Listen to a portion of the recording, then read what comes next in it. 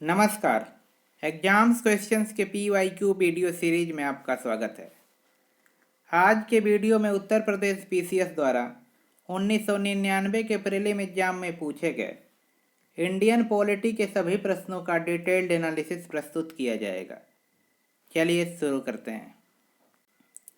Question number 1, भारतीय संविधान के निम्नलिखित अनुच्छेदों में से कौन सर्वोच्च न्यायालय द्वारा यानी सुप्रीम कोर्ट द्वारा संविधान के अनुलंघनीय मौलिक ढांचा घोषित किए गए हैं?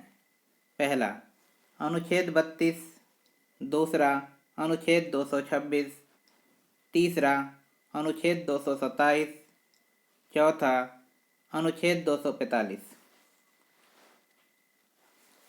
जिसके विकल्प हैं पहला, दूसरा और तीसरा, पहला, तीसरा और चौथा, पहला, दूसरा और चौथा, पहला, दूसरा, तीसरा और चौथा, यानी सारे।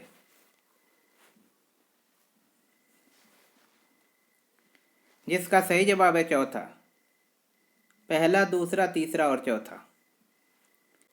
केशवानंद भारती बनाम केरल राज्यवाद 1973 में उच्चतम न्यायालय ने संविधान की मूल ढांचा यानी बेसिक स्ट्रक्चर का सिद्धांत दिया था तथा यह व्यवस्था दी थी कि अनुच्छेद 360 के अंतर्गत संसद के संवैधानिक अधिकार उसे संविधान की मूल ढांचा को बदलने की शक्ति नहीं देते। अनुच्छेद 32 तथा अनुच्छेद 226 क्रमशः सर्वोच्च न्यायालय तथा उच्च न्यायालय को रिट जारी करने का प्रावधान करता है। इन तीनों अनुच्छेदों को सर्वोच्च न्यायालय ने अनुलंघनीय यानी जिसका उल्लंघन नहीं किया जा सकता है मौलिक ढांचा घोषित किया है, जबकि अनुच्छेद 245 संसद द्वारा और राज्यों के विधानमंडलों द्वारा बनाई गई विधियों के विस्तार के बारे में है, यानी कानूनों के विस्तार के बारे में है। अगला प्रश्न, कथन ए, भारत संघ नहीं है। कारण आर, किसी भी राज्य का क्षेत्र, सीमा, नाम उसकी सहमति के बिना परिवर्तित करने की शक्ति संघ को प्राप्त है। जिसके विकल्प हैं पहला, ए तथा आर दोनों सही है तथा आर ए की सही व्याख्या करता है। दूसरा, ए और आर सही हैं परंतु आर ए की सही व्याख्या नहीं करता है। तीसरा, ए सही है परंतु आर गलत है। चौथा, ए गलत है परंतु आर सही है। जिसका सही जवाब है चौथा, ए गलत है परंतु आर सही है। अनुच्छेद 1 के अनुसार भारत राज्यों का संघ है यानी यूनियन ऑफ स्टेट है, अतः कथन ए गलत है। किसी राज्य के क्षेत्र, सीमा तथा नाम में परिवर्तन हेतु राज्यों की सहमति अनुच्छेद 3 के अनुसार आवश्यक है, किंतु राज्यों की सहमति या असहमति बाध्यकारी नहीं है, अतः संसद बिना राज्य की सहमति से ऐसा कर सकती है। इसलिए कथन आर सही है। अगला प्रश्न, भारतीय संविधान के किस अनुच्छेद द्वारा अंतर्राज्यीय व्यापार एवं व्यवसाय की स्वतंत्रता नियमित की गई है? पहला, अनुच्छेद 19(1), दूसरा अनुच्छेद 301, तीसरा अनुच्छेद 301 से 307, चौथा उपर्युक्त सभी द्वारा सम्मिलित रूप से।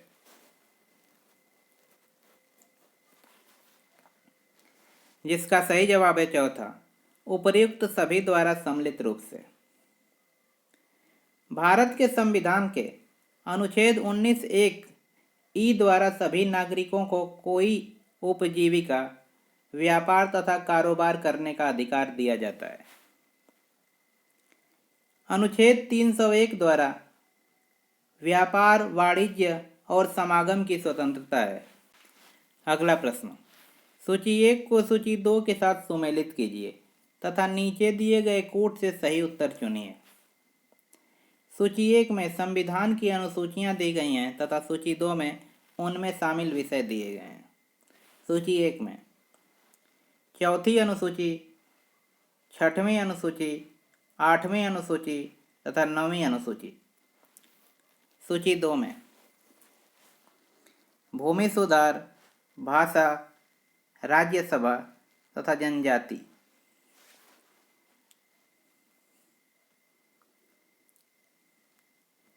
जिसका सही मिलान इस प्रकार है। चौथी अनुसूची राज्यसभा से संबंधित है।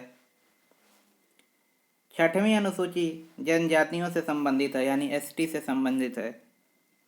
आठवीं अनुसूची भाषा से संबंधित है, इसमें 22 भाषाएं हैं। 9वीं अनुसूची का संबंध भूमि सुधार से है। अगला प्रश्न, भारतीय संविधान के निम्नलिखित अनुच्छेदों में से कौन विधायन सत्ता पर पूर्ण नियंत्रण लगाता है? पहला अनुच्छेद 14, दूसरा अनुच्छेद 15, तीसरा अनुच्छेद 16, चौथा अनुच्छेद 17। जिसका सही जवाब है पहला अनुच्छेद 14।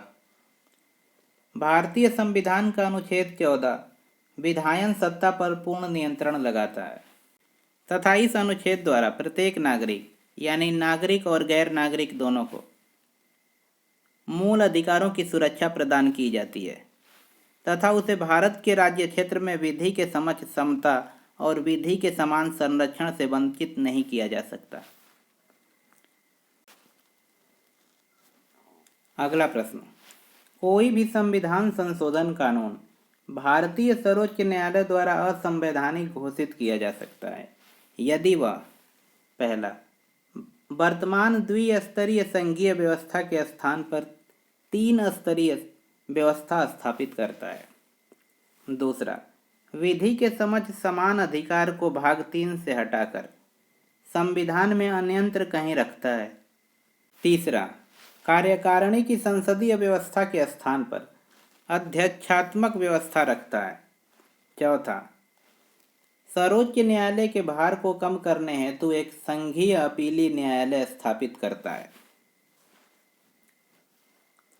जिसका सही जवाब है दूसरा विधि के समक्ष समता के अधिकार को भाग 3 से हटाकर संविधान में अन्यत्र कहीं रखता है। अनुच्छेद 14 विधि के समक्ष समता का अधिकार संविधान के भाग 3 में वर्णित मौलिक अधिकार है। यदि इसे भाग 3 से हटाकर संविधान में कहीं अन्यत्र यानी कहीं और रखा जाता है तो यह एक विधिक अधिकार बन जाएगा तथा मौलिक अधिकार नहीं रहेगा। इसलिए इसे सर्वोच्च न्यायालय असंवैधानिक और शून्य घोषित कर सकता है। अगला प्रश्न, भारतीय संविधान के अनुच्छेद 13 का मुख्य उद्देश्य निम्नलिखित में से किसके संदर्भ में संविधान की सर्वोच्चता सुनिश्चित करता है? पहला राज्य के नीति निर्देशक तत्व, दूसरा मौलिक अधिकार, तीसरा मौलिक कर्तव्य, चौथा उपर्युक्त सभी। जिसका सही जवाब है दूसरा मौलिक अधिकार। संविधान के अनुच्छेद 13 में यह प्रावधान है कि संघ तथा राज्य ऐसा कोई कानून नहीं बनाएंगे जो भाग 3 में प्रदत्त मौलिक अधिकारों को छीनता या कम करता हो। यदि कोई कानून मौलिक अधिकारों का उल्लंघन करके बनाया गया है तो वह कानून शून्य हो जाएगा। अगला प्रश्न, निम्नलिखित राज्य युग्मों में से किसे राज्यसभा में समान प्रतिनिधित्व प्राप्त है? पहला आंध्र प्रदेश तथा गुजरात, दूसरा आंध्र प्रदेश तथा तमिलनाडु, तीसरा गुजरात तथा राजस्थान, चौथा महाराष्ट्र तथा तमिलनाडु। जिसका सही जवाब है पहला आंध्र प्रदेश तथा गुजरात। आंध्र प्रदेश और गुजरात में राज्यसभा की 11 सीटें हैं। इसी क्वेश्चन के साथ इस साल पूछे गए प्रश्न समाप्त हुए। ऐसे ही और वीडियो के लिए एग्जाम्स क्वेश्चंस को सब्सक्राइब करना ना भूलें। धन्यवाद।